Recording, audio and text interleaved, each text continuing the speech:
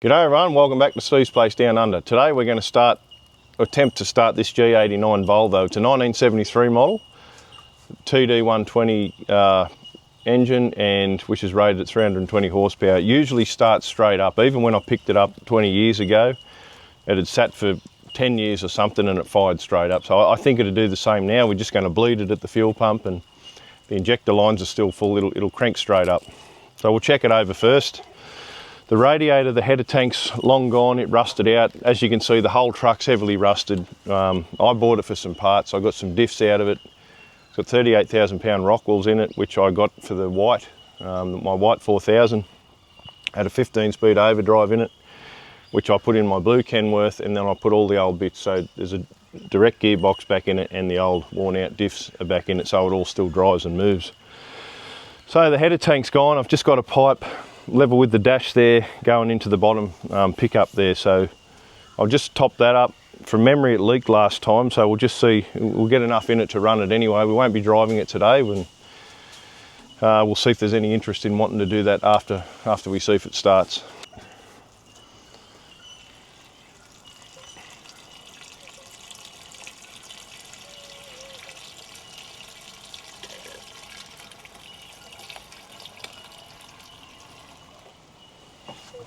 I can hear it leaking on the ground already.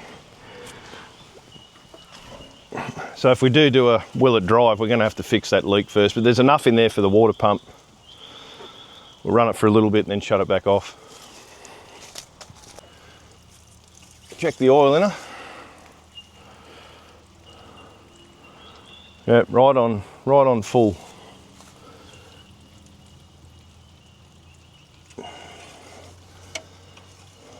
It's sat here for about 4 years, and I did drive it into here.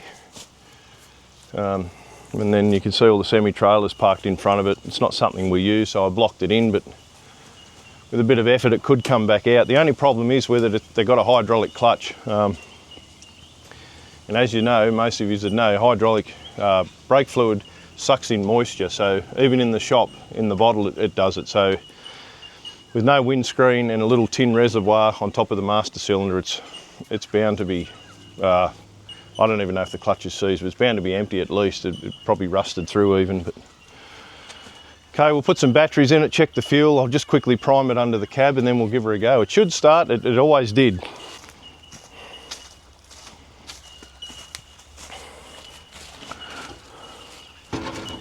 Okay, so it's a 24 volt start and 12 volt system in it, which means it's got a series parallel switch.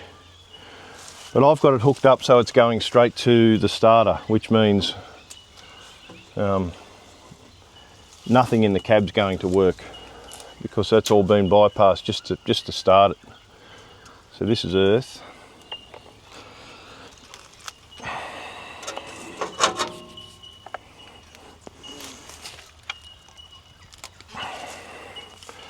Then I need a little link between these batteries.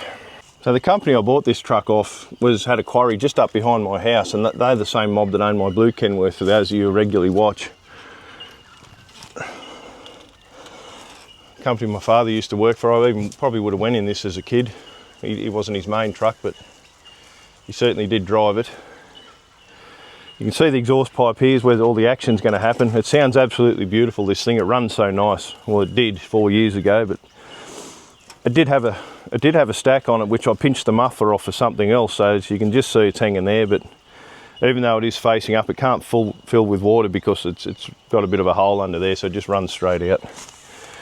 So I'm going to lift the cab just so I can get to the lift pump on the other side. The Volvos have got a diaphragm right at the top of the fuel pump on the front of it, so the fuel comes in one end, and if you crack that diaphragm, it'll bleed right up until get every bit of air out of the pump, and if the lines are all still full, it'll crank straight up.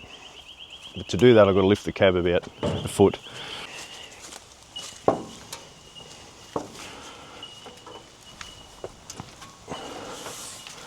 You can see the blue transmission in it,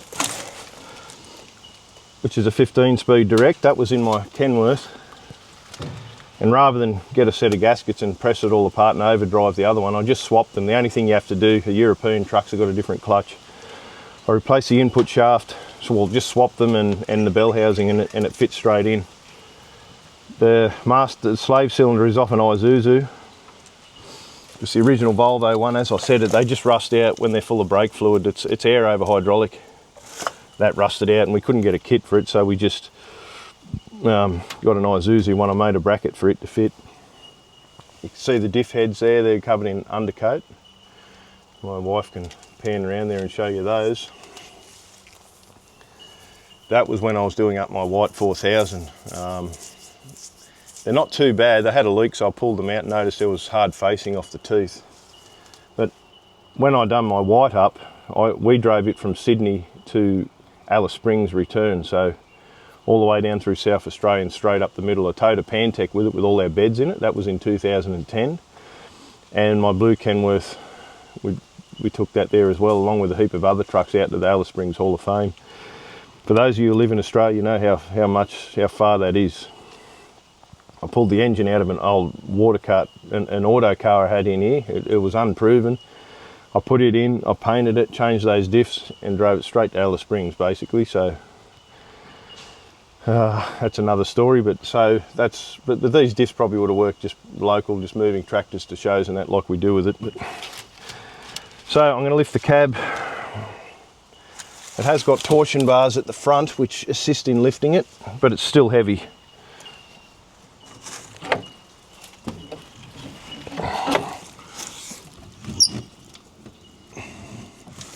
Just need enough to be able to get under between the front wheel and the guard and get to that primer pump.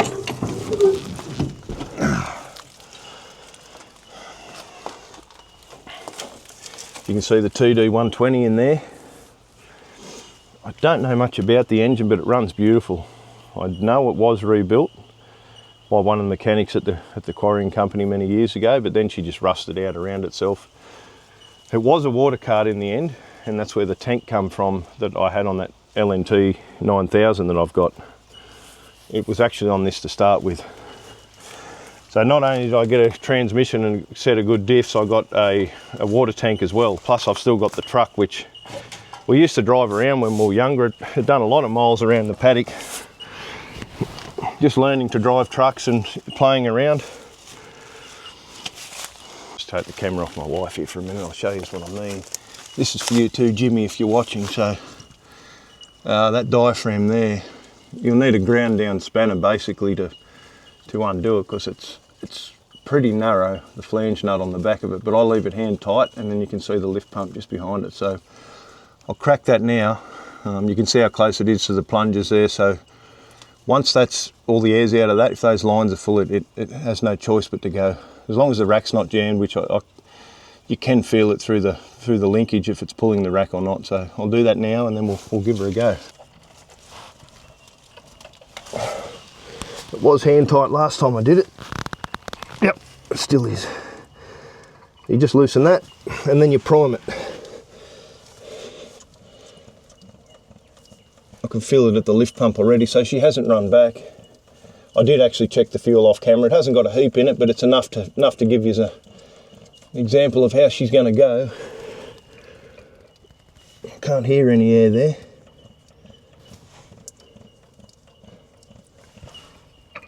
Well, there's no air there. Look.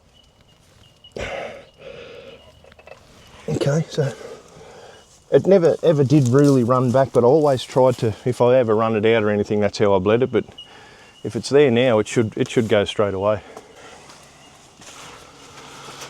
I'm just going to let the cab back down, because these Volvos, when the cab's up, it pulls the throttle linkage. There's obviously a slip joint somewhere or something to prevent that, but when there's been sitting around, that sticks and it'll rev straight up. So I'll drop it back down.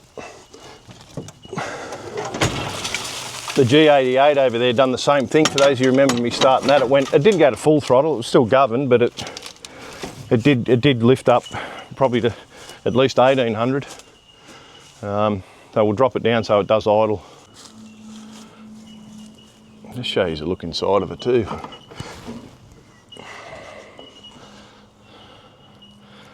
I'd love to have one of these on the road, but unfortunately this one's beyond that. I think the engine would still go again, and the transmission, no problem.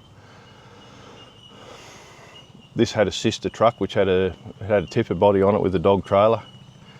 and this one pulled a semi. So there's the parts off the other one, the turbo and the water pump, also a TD120. But you can see the rust, you can see the seats even falling through the floor. If we do a first drive, I'll have to try and sneak it up the shed and weld some RHS or something under the floor just so I don't fall through onto that wheel. But they say it was the sea spray on the ships, I believe, but that did rust them, but they obviously weren't coated or something from factory properly. But I reckon this one was caught round the rudder on the way over of the ship. Okay, I'm going to just cross it on the starter now. I did have some wires running up in the cab. Now I can see the loom still going up in there, but I can't find the other end of it in amongst all those gum leaves and everything. So I'm just going to hit it down here. I don't like leaning over these batteries because they draws a lot of amps, 24 volt, and if any of those terminals are loose, which are all old and corroded, it blows the terminals off. But anyway, we'll give her a go. I'm betting it's going to start straight away like it always did.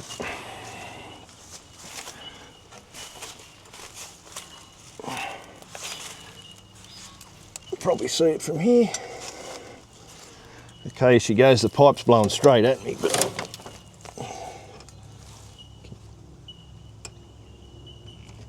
can't really see what I'm doing. Oh.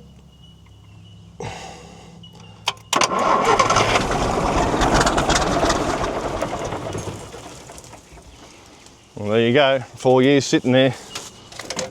It's obviously, it's either a bit of air or the idle's a bit low.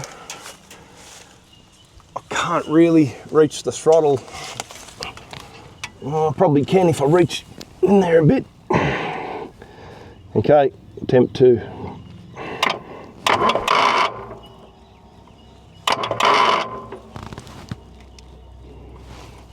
I'm sort of guessing where it is.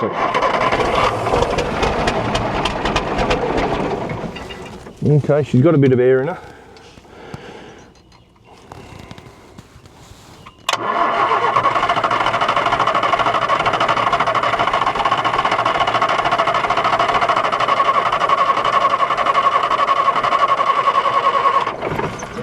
Okay, if she hasn't started by now, we need to get that air out of it. I'll lift the cab again and give her another prime. Now it's cut out at.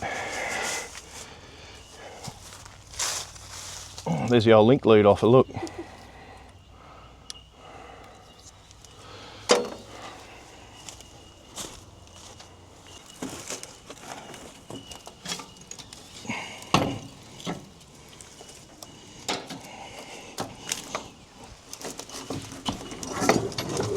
Oh, geez, that's heavy.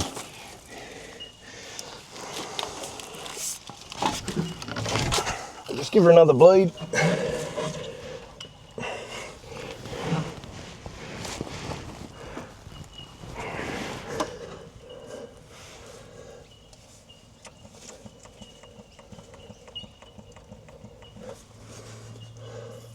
There's air again there now. Don't know why there wasn't before. You can probably hear it in the background there.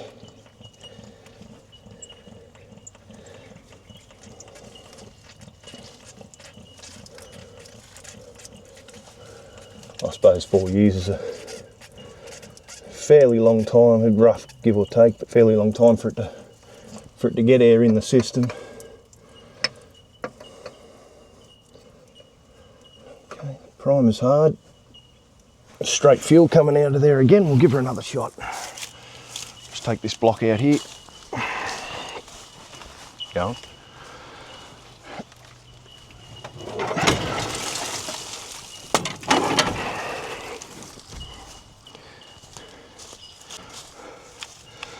Okay, if you're liking what you see here, please click the like button and subscribe. I'm trying to grow the channel, but it's proven very hard at the moment. I'm certainly not whinging because I've got a great community going and much appreciated. There's a bit of train content coming up through the week as well, because after this we're going up to get ready and taking the kids out to Thelmere Railway Museum. They've got a Thomas the Tank Engine open day on, but it's for the kids and adults as well. But with the Thomas days, they're great because they have everything running. The museum's open, they're given steam train rides. It's just magnificent. So I'm going to see if I can do a video out there as well for those of you interested in trains. It's a magnificent place, so stay tuned for that. Subscribe if you want to see that, and that'll probably be a midweek episode. Okay, we'll give her another go now. Hopefully all that air's gone and you can hear what she's got to say.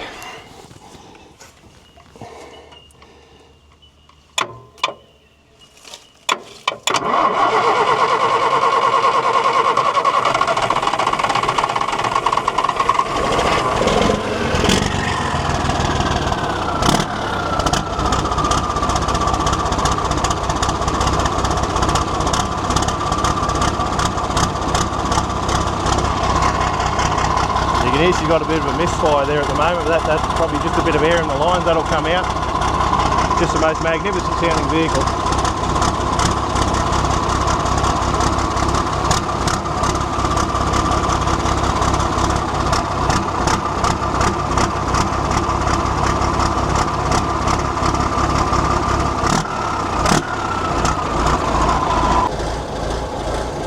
It makes your eyes water, not only for the smoke, but the sound of it is just absolutely beautiful.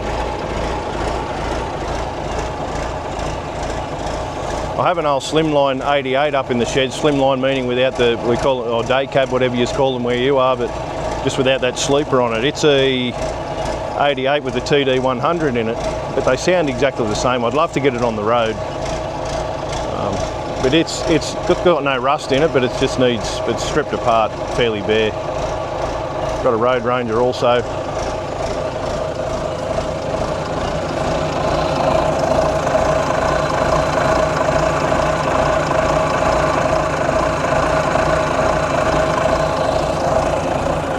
Such a beautiful old motor in it.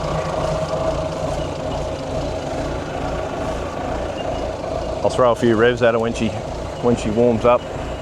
Has got oil pressure. I just stuck my head in the cab there.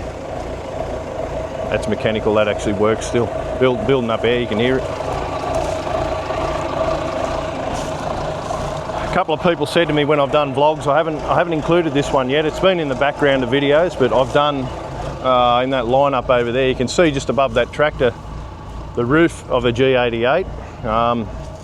People are saying it's an F88, and that's wrong. Here in Australia, they are G. And the only difference, I believe, is the front axle's further forward on a G. F88 had more of a fill-in panel between the headlight and that guard there, and the axle was set further back. In my opinion, these look much better. They're just a brilliant looking truck, and I'm starting to appreciate the European stuff more and more, that I see what people actually think on here after sharing it all. I used to be an American Australian truck fan. I still am. I'd love to have one of these on the road, or an old N series. The old Benz there, first semi-trailer, I think. Second one I ever drove. I think the W model was the first one, but there's a video of that. Go back and have a look if you're new to the channel.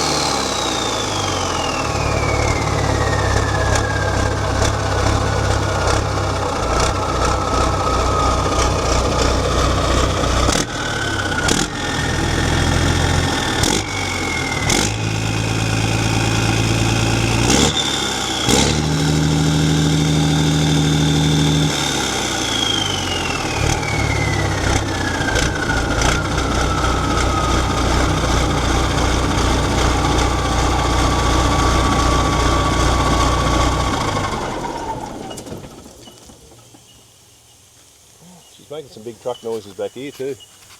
She's building up air. I think she's wanting to go.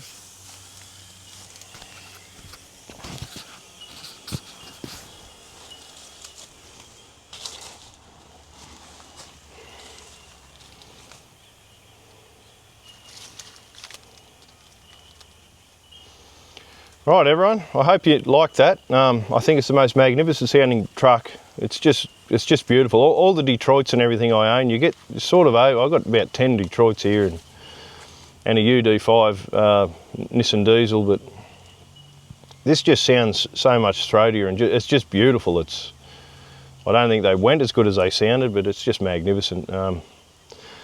So we're going to go and get changed, go to the train museum. I want to give my cousin's, Aaron's son Joey, a shout out. He watches the channel. I know you're probably not interested in the rusty one like this, mate, but it's all sort of we got coming up for the next couple of weeks. So thanks for watching. Much appreciated, and thank you to all the subscribers, the Patreon members, the beautiful comments we get that keeps us going. So thanks everyone. See you on the next one.